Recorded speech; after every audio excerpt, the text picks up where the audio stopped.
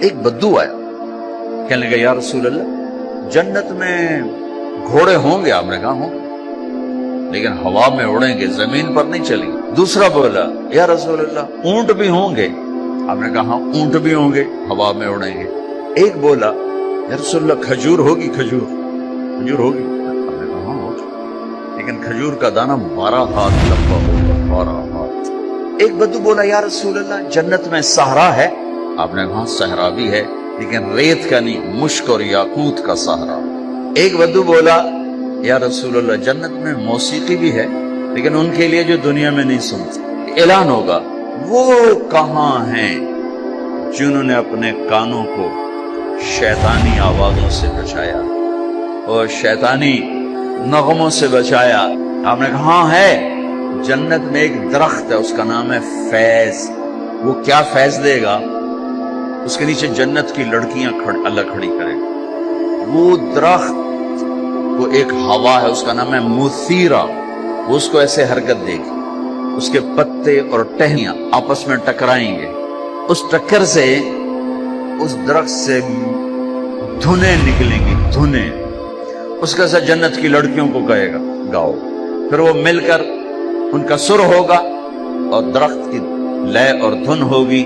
یہ سر ساز ایک حدیث اس کے ساتھ اور جوڑ رہا ہوں کہ یہ جنت کی لڑکیوں کا گانا اور درخت کا میوزک مل کر یہ 70 برس کا پہلا نغمہ اللہ اپنے بندوں کو سنائے گا۔ پہلا گیت 70 سال سنتے رہو، مزے لیتے رہو، سنتے رہو، مزے لیتے رہو۔ چاروں طرف سے فرشتے آئیں گے سلام علیکم۔